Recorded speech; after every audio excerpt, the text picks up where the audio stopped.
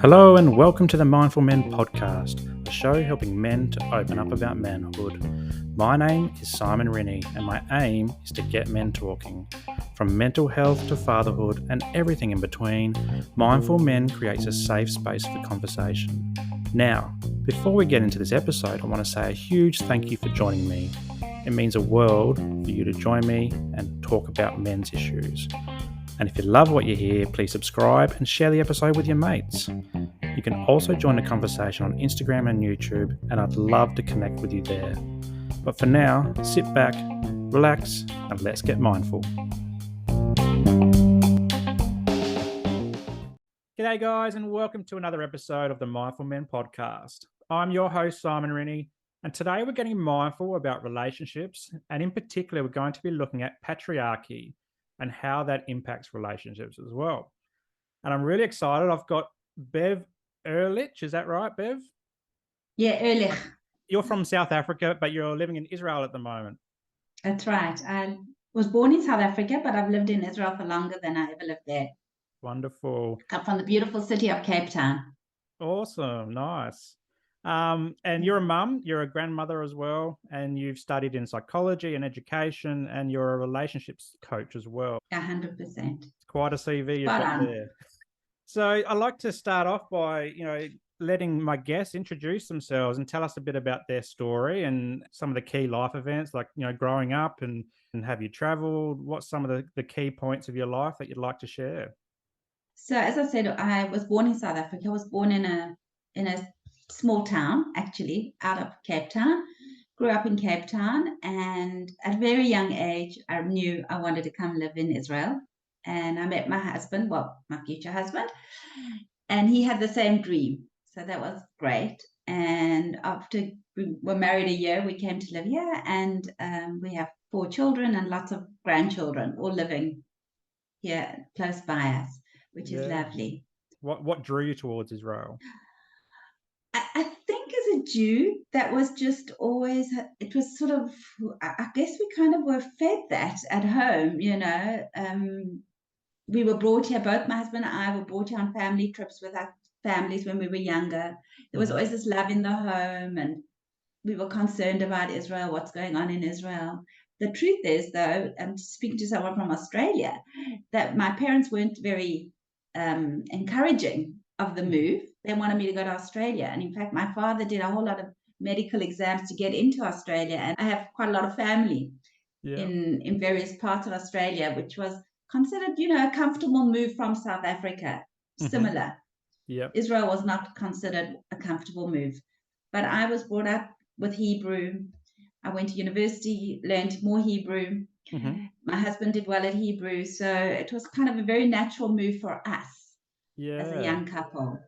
I've never been to Israel, but I see what happens on the news and so forth. Is it dangerous to live there? What's it like living there? On a daily basis, for us, we feel pretty safe. But it's not a friendly neighborhood. But we do go about our lives. It's a very modern country that's developing in leaps and bounds, and our children are involved in various creative activities and work that really you can see startup nation. And we just went to a museum last week about how it would take 2 days to get from our place to Jerusalem. It now takes 25 minutes on a modern train. Oh, wow. That's remarkable. 25 minutes is on the train, and you get off 25 minutes later and you're there. What would take 2 days on a dangerous road, when the state was being built. So it's wonderful. What can I tell you? Wonderful. And I mentioned before you're a mum and a grandmother, and I love talking to parents as well because I'm a parent. I've got a 5-year-old and a 2-year-old. So I'm usually either sick from kids being sick or I'm sleep deprived. But I love to hear about what does it mean to you to be a mum and a grandparent as well?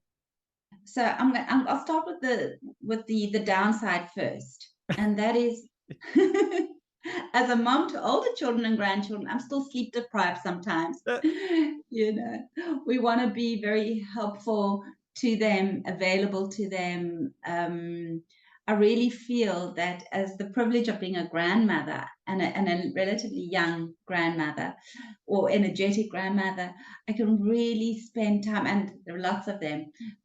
I can really spend time getting to know these people whom I adore, yeah, and really just hanging out with them, not having so much of the tension of parenting around it, just being able to be there with them, but sometimes having the exhaustion of parenting when if somebody's going through a crisis. There was a family funeral this week, and you pull together, and that might mean late nights, early mornings. yeah, yeah. Now, you've But studied it's in okay. psychology and education. Tell us a bit about why you chose those particular fields to study in. Right.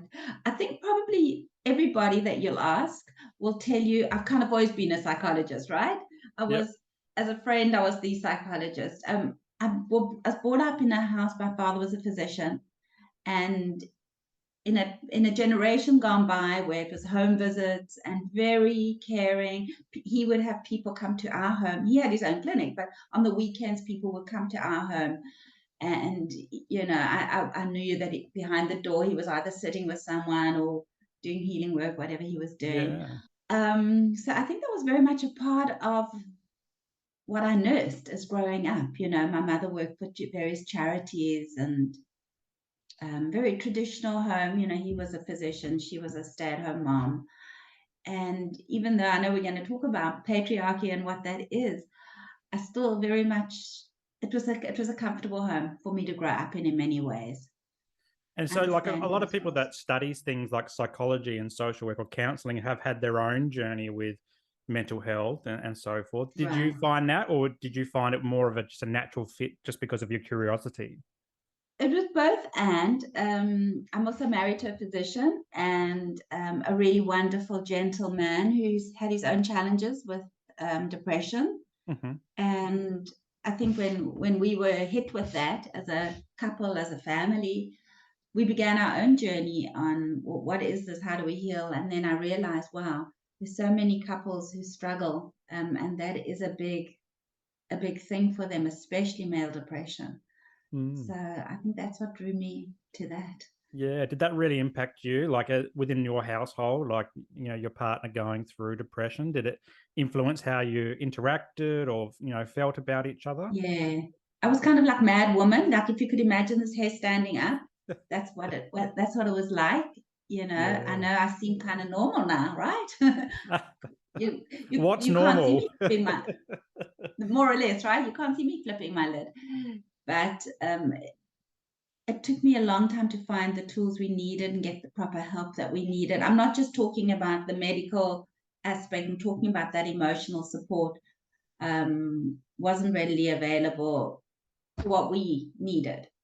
And then we were fortunate to find, and I thought, wow, this is where I want to be. And I immersed myself with these teachers or these helpers, and I took on the journey.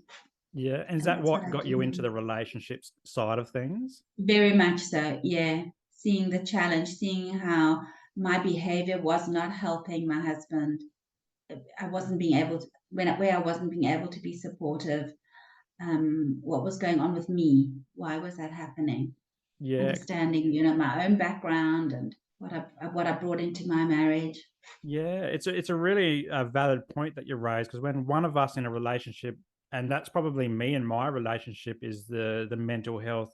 So I've lived with depression, anxiety, obsessive compulsive disorder for since I was 8 years old almost, Mm, starting with OCD I and do then hear that. gradually developed into depression and anxiety.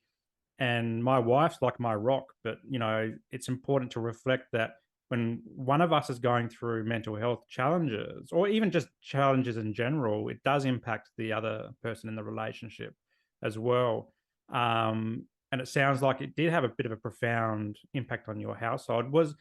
Did it impact your children in any way, or was this before kids? Or So no, it was with the kids, but what I really want to address, and of course it had an impact on them and their partnerships and stuff.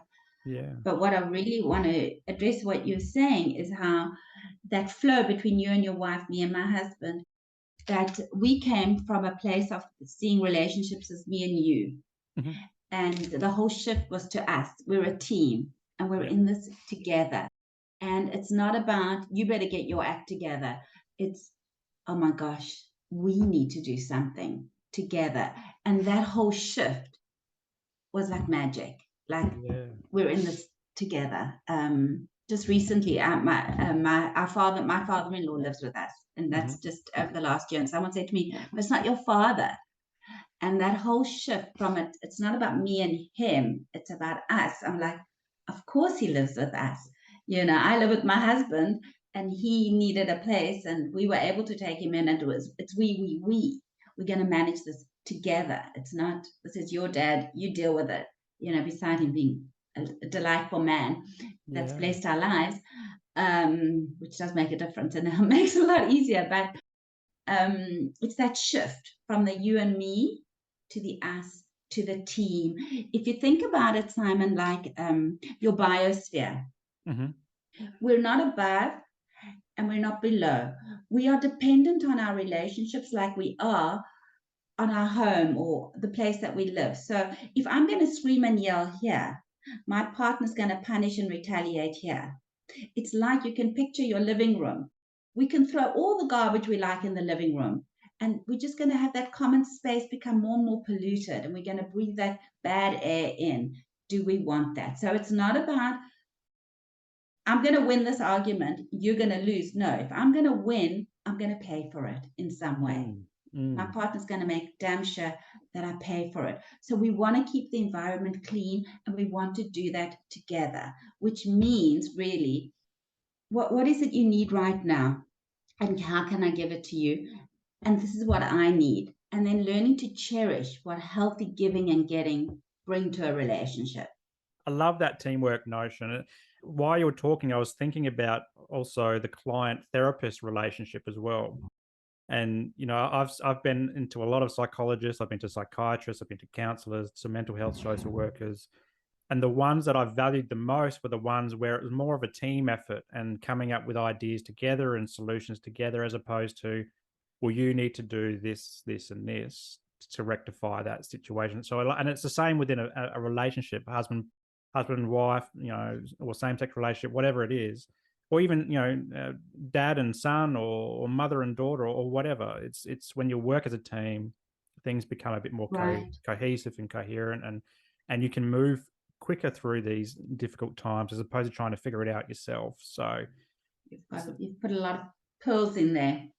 You know, people say hopefully. to me, I'm right and he's wrong. It's not about who's right and who's wrong. The relational answer to that question is, who cares? How are we going to manage this? Definitely. How are we going to manage this in a way that we can manage this? You know, Yeah. not that the Joneses next door would manage it. They can do it their way. They have to sort out their issues. How are we going to manage this? It's definitely not a right or wrong thing. Way to Yeah. go. So let's chat about relationships and patriarchy. And when we were setting up this, I'm thinking, okay, what's Bev going to say about patriarchy? Because whenever I've spoken about patriarchy through my studies more so, and I finished my Masters of Social Work last year, whenever whoever brings it up comes from almost like that feminist perspective. And it's like that us and them, us and you type discussion. But I was glad when you were talking about teamwork. And so I'm interested to see what your perspective of patriarchy is, and how you see it as impacting relationships. So based on your experience, both as a professional and a person, and private as well, how would you define patriarchy in 2022, and has it changed over the years, or is it very much the same?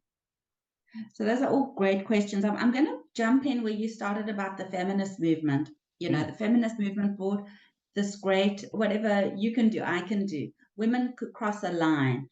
I don't need to wear makeup. I can have my hair short. I can wear pants. I can do any job that any man can do. What they didn't address is the concept of the relationship. Like, I can do what you do. When we meet at the end of the day, let's meet eye to eye and see how we're going to live this life together. Mm. Because it's not about just self-empowerment. Look here, I'm strong, and basically F off. I'm going to do what I want to do, and Yep. you are not going to tell me what to do. That is not a relational answer. And today, I would say more women and men are wanting relationships to carry on into our 80s and 90s, long walks on the beach where we can still have deep conversations. But the truth is, we're not raising our boys to give that. So when I see couples in my office, it's often these grandiose women, more shut down men who the men often don't even know why they're there.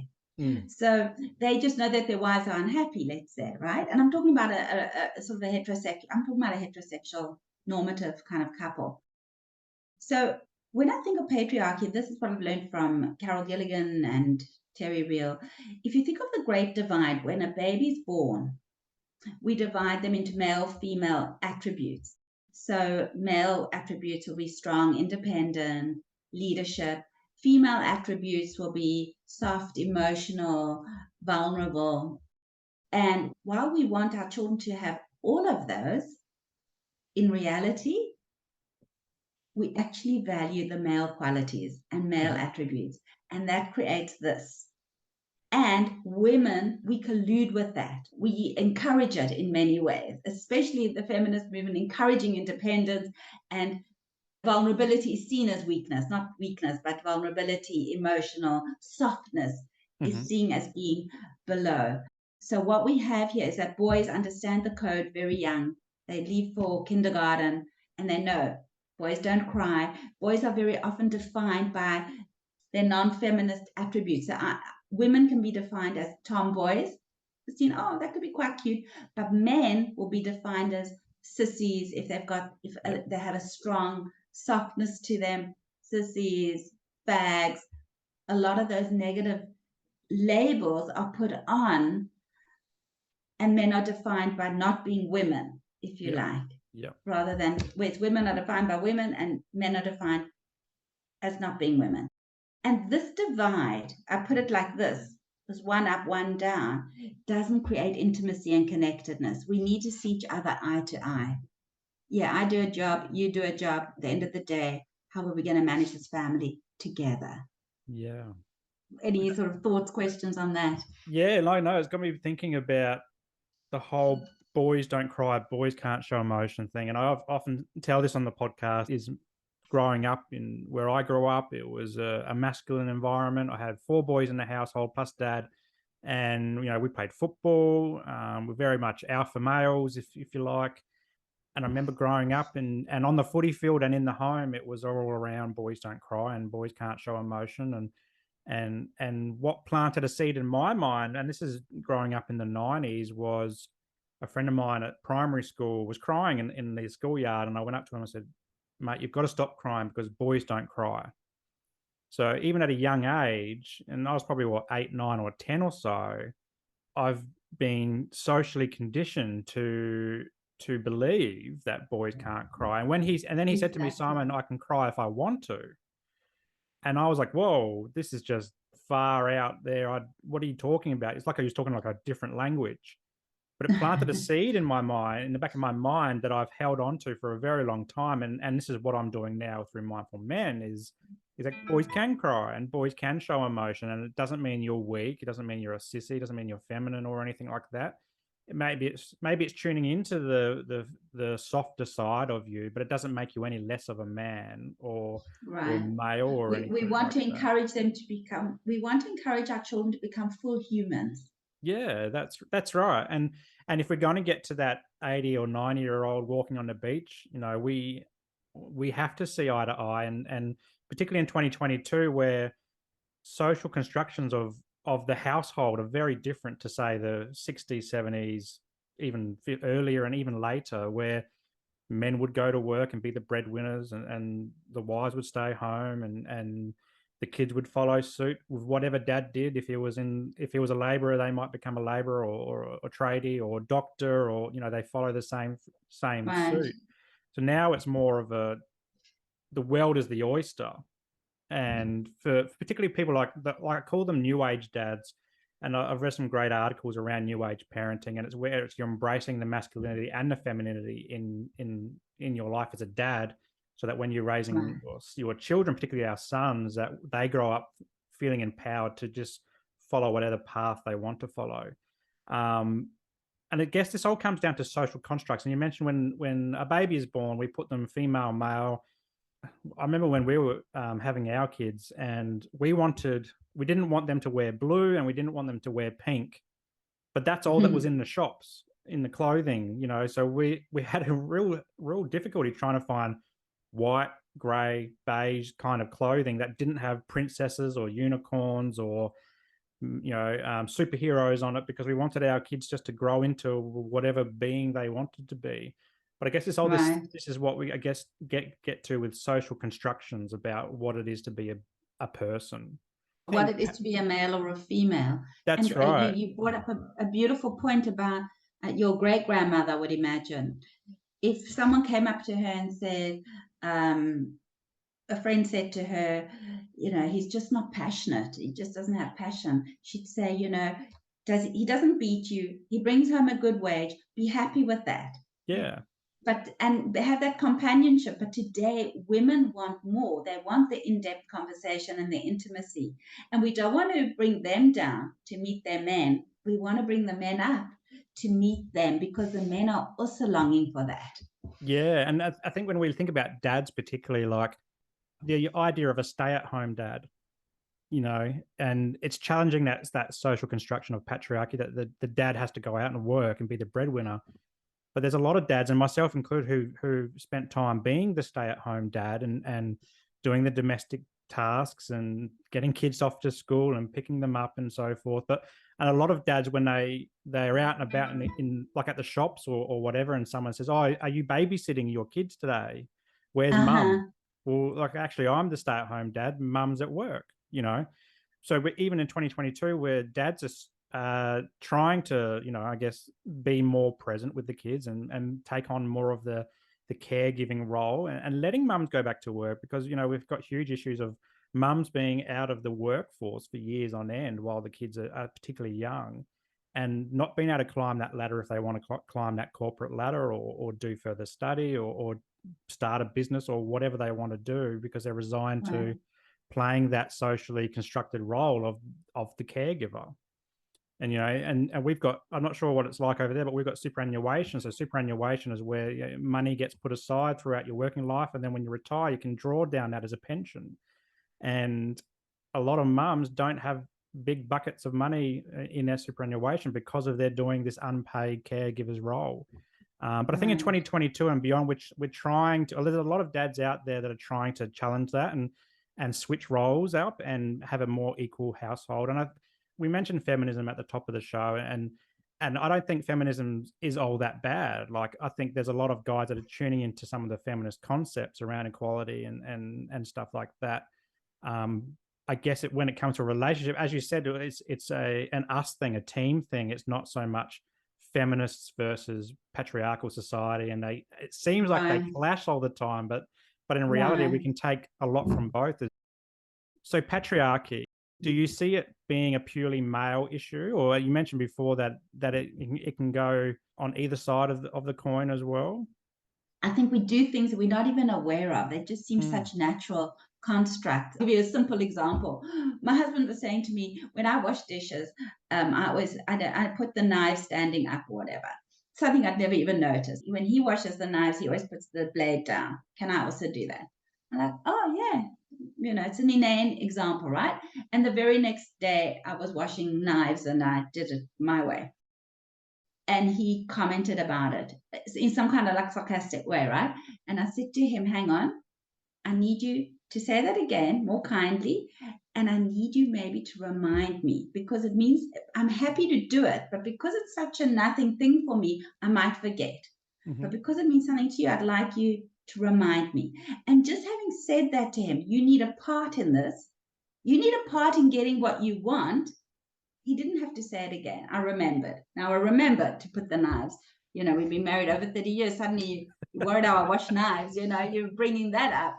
But okay, I'm happy to do it for you, but I might need some help. This is what I need from you in order to do that. So we can get and give what our partners need and what we need.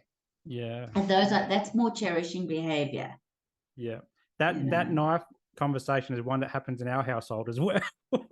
I'm sure, exactly. Which is I'm surprised. It's great to hear that it's happening not just in my household but in your household as well. Right, and it's a silly example, but the essence of it is, I need you to help me give you what you need. Yeah. And communication is central to that. Like, we Exactly. don't know what each other needs if we don't communicate openly. And if one of us wants to challenge the role of patriarchy or feminism or whatever, we need to voice that Exactly. I guess in a constructive way as well, from In a kind team. where women need to be learning to speak more respectfully as well. Very often they need to learn how to ask for what they want. Women are like this as well. That's part of patriarchy. And Carol Gilligan says it so beautifully. There's no relationship without voice, and there's no voice without relationship.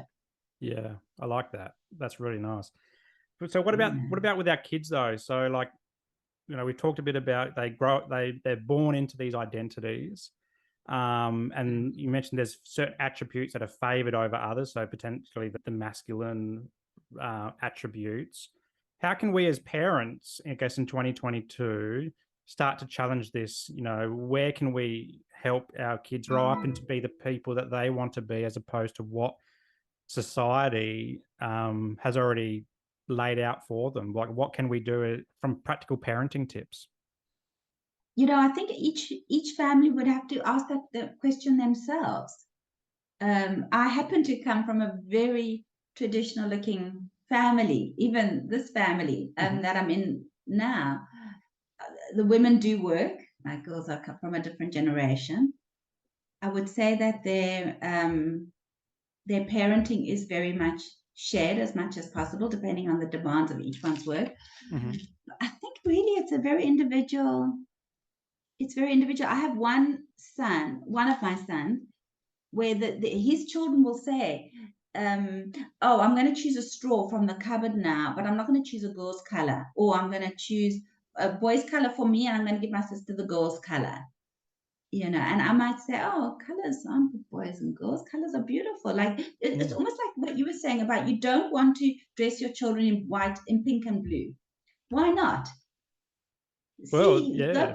go put blue on your daughter. Go put a blue on your daughter's okay. Go put pink on your son. That's a different conversation, right? But little girls can be in blue already because they've crossed that line. Yeah. I love that you brought up colors, actually, because this has been a very recent discussion in our household. So our son, he's 5, and he's been talking in this is a boy's color and this is a girl's color. And I think this is a great example for this question, like how do we help our kids, or how do parents help their kids, I guess, challenge these notions of traditional patriarchy in families. And color's a great one, because blue doesn't have to mean boy, pink doesn't have to mean girl. And we say to him all the time, pink's okay. You can wear pink if you want.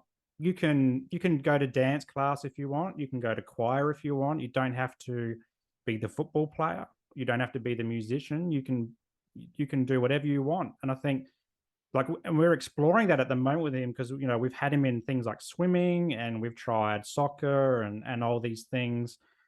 The other day he said, I want to do choir. And choir hasn't been something in our family that, I did music. I did guitar when I was growing up, but never singing.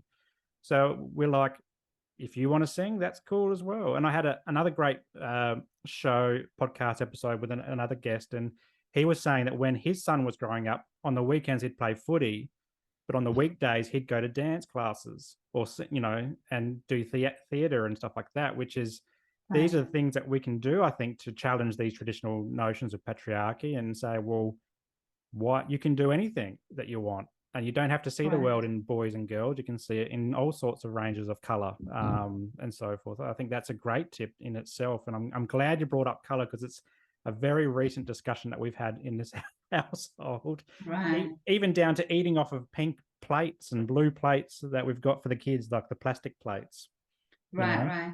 My lifestyle is as a religious Jew, and that's Mm, very patriarchal. yeah. So can you describe that for us? Because I'm not Jewish. So describe how that Mm. shows up in your household. Well, the men have very specific roles when it comes to religious living, going to, they're obligated with certain prayers, whereas women aren't. Mm-hmm. Women are not obligated by time bound constructs as much. So for us, it's almost like we were born into that, and nobody's really challenged that very much. It seems to just work because that's part of the possibly part of the collusion, part of you don't necessarily think outside the box. I do think about it, and I'm less, I suppose, religious, if you like, than some Mm-hmm. of the other members. But it's a comfortable place, and I wouldn't necessarily go and shake that up because Yeah. there's a value in living your life also where you feel a sense of belonging, a sense of comfort. I think there's Yeah. value in that as well. When you do have a sense of belonging, you can become and emerge who you're supposed to be. So they might Mm-hmm. not be rigid in my home, very rigid, as opposed to some other homes, dress codes, women don't wear pants, women cover Mm-hmm. their hair. We might not be that rigid, but if it works for you, I always say when I see people in my clinic, it's not because they need to be fixed. Some of their behavior might need to be changed, but there's nothing that needs to be fixed, and not everything that comes to you is pathological. It's not Mm. pathological that you don't want to wear pants and cover your hair. That's okay if it works for you. If it's something that you're struggling with, then let's unpack that. Yeah. That's right. Just do what works. That's often in the therapy space, do what works for you. Do you ever find Exactly. that, like in the relationship work you do, that there might be one party who might be the more religious and the other party who's not so, or is starting to question it, and that's causing Right. friction? How does that, have you ever had that come up? Yeah, so that comes up a lot with that right and wrong. And Yeah. it could be your political views. I mean, I told you I was just recently in Perth and you had elections. And within my sister's home, there were interesting discussions about what they were going to vote for, right? Yeah. There's always a sense of mourning in a relationship. So let's say in the American wars, they're the Republicans and the Democrats. So Hmm. your partner might be a Republican, strong, strong, strong, and the other one might be a Democrat. And you go out for dinner and you're with a couple and they're both Democrats, and it's like a dagger in your heart. Like, look how beautiful it is that they're on the same page. Look how beautiful it is they're equally religious, or whatever the issue. It doesn't matter. What matters is it worth mourning what I'm not getting because I'm getting so much more, or I can't live with this. I have to move on. So in our family, my husband is a lot more religious than I am. Yeah. And I'm happy to be supportive of that, but he doesn't expect me to follow that same role. Why do you think that's the case? Like, why is your husband like minded like that to accept that? Like, I guess it would be hard for some people who are quite religious to Because I accept think that. he's getting more than if he had that wife that looked the part. Yeah. Okay. I think he's getting more out of the relationship. And I think he's a little bit more open minded as well. But because we can't walk this path exactly at the same pace, we Mm. just are not. We're not clones of each other. We all want to find gods and goddesses who are going to complete us and mind read us and give us everything we need. And what happens in reality is we have this collision with his flaws and my human flaws. And the rest of our lives is learning to manage that. That's Yes. what happens in reality, right? Um, they come and they've got like this hot dagger and they stab it in your eye some of the time, right? Yep. And it's Yep. like, oh my God. And then I always say, what is the lesson I'm supposed to be learning about myself, that I've married you, who I thought was my perfect partner, but you've got these things. You're so much quieter than I am. And I want to, put I don't know, some fire be underneath you. And then I think, well, maybe I need some of that Mm. quietness. Mm. as well. What It's is it? funny you said perfect partner, and part of my practice framework is this notion around wabi sabi.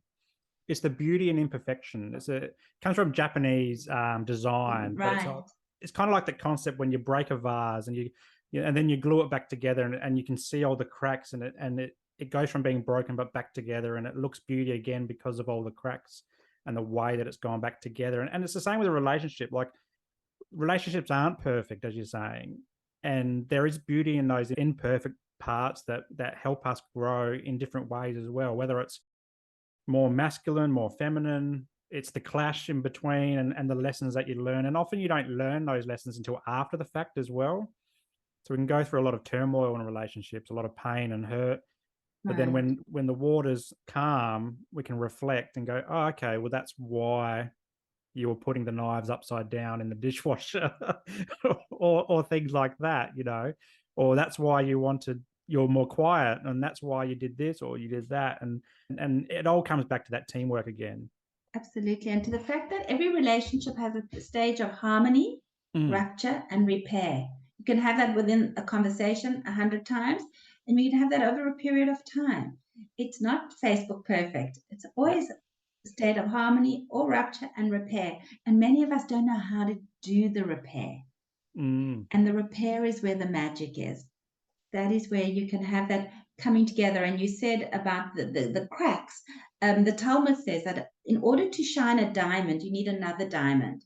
mm-hmm. And that coming together is like the screeching, terrible as the diamond gets polished. And that's what marriage is. Yeah, yeah, Is that it's that awful squeaky sound to get something a lot more beautiful coming forth. yeah, yeah. So where to from here? Like, we've talked a lot about patriarchy and the impacts on relationships, and I guess the complicity from both parts, I guess, Right. fueled by social constructions of what it is to be a man and a woman and a husband and wife and so forth. So as a society, is this a society thing that we need to keep focusing on, or is it more at the individual level, or is it For both? sure, there's collective patriarchy, black and white, men, women, the whole idea that patriarchy is based on linear. There's either men, there's women. Today, people are feeling differently about their gender roles and gender Mhm. definitions. And as I said, where's you from here? I would like to reinforce that concept, especially with myself when I think about it, of being more fully human. Yeah, And being fully human means I have independence, I have vulnerability, I'm scared sometimes, I'm independent sometimes. We wired to live life together. It's not a weakness. yeah, I And love it that. makes our Yeah, lives so much richer when we yeah, do the journey together. yeah. So in your role as a relationship coach, like, tell us a bit about some of the work that you do. How do you do it, and who do you support at the moment? Okay, so those are really great questions. Who do I support? I might take sides, Hmm. definitely, because I believe that traditional psychology has been looking at what I see in my clinic is often the shame-based people. A person is shame-based, but if you think of it as a spectrum, there's toxic shame. I feel really bad about myself, and it goes up to grandiose. And we don't Hmm. often address the grandiose one-up people. And the difference is the energy is the same. It's the energy of contempt. We want to come to the center of where I'm able to connect with you as well as myself at the same time, because healthy self-esteem is same as. Hmm. You and I are same as. Why? Because God or somehow a higher power put us here. It's got nothing to do with our accomplishments. You might be a better podcaster than I am. I might be a better swimmer. It doesn't make me a more valuable person. Mm, And why is the energy of contempt the same? Because either I'm looking down at myself and saying, I'm such a loser, or I'm looking down at you and saying, you're such a loser. yeah. And we need to come to center to have intimacy Hmm. and connection. So that is what I highlight. I Yeah. look at those patterns, what's going on here, because the shame based person, he gets into an elevator. I can't remember the psychologist who said this, he turns green. The contemptuous person gets into, or the one-up person gets into an elevator, lights up his cigar, and everybody else around him turns green, and he's just fine. Mm-hmm. When I'm in that state of I am better than you, I am entitled, I can't even see the pain I'm causing. I'm Yeah. happy. Oh, so my relationships are a mess. My children are suffering because of my behavior. Oh, that sometimes needs to be highlighted. You need to come down. Just like the one down needs to come up, the one up needs to come down. Yeah. And so do you work primarily with couples or individuals as well? Both and. Yeah. Both within the couple therapy, we might do some individual work, and we speak about the boundaries of confidentiality with that, Yeah. and or they might go out to another therapist or coach. Yeah. And how can people find you? Yeah, I have a website, www.bev.co.il, Bev Coil, easy enough. I have a YouTube channel. I'm kind of trying to step away a little bit from Facebook, but Mm-hmm. I do have a Facebook page. I can be contacted on Messenger, LinkedIn. Wonderful. And I'll get all the links for all your channels, and I'll put them in the show notes. If anyone wants to touch base and or check out Thank your you. work, they can do that. But Bev, I've really enjoyed our chat today. But before I let you go, I always like to ask my guests to plug something that makes them feel good. So it doesn't have to necessarily be about what we've talked about today in terms of relationships or psychology or patriarchy or anything, but it's just something that makes you feel good as a person, so that someone who might be listening might get some value out and want to check out for themselves. What comes to mind is my husband and I have a gratitude practice.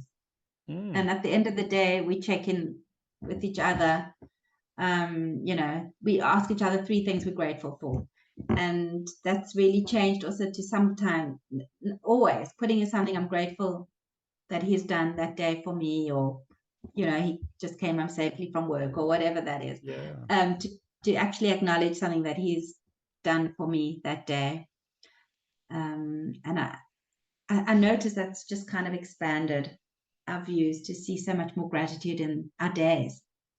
I like that. That's really cool. And it's a really good way to connect as a couple, Yeah.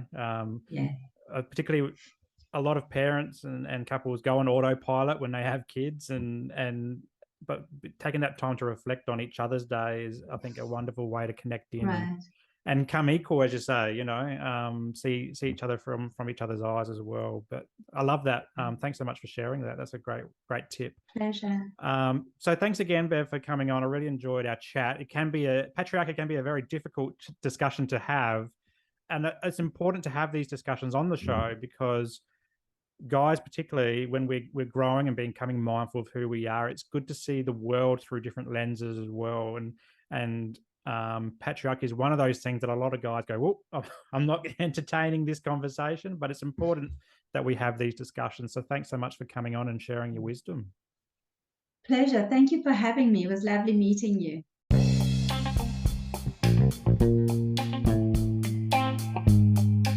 Well, that's a wrap for today's episode, and I hope you got some value from it. If anything triggered your mental health today, please reach out to your support networks. Also, if you loved what you heard, be sure to subscribe to the show and share it with your mates. And for more from Mindful Men, you can check us out on Instagram and YouTube, and I'll throw the links to these pages in the show notes below. But until next time, stay mindful.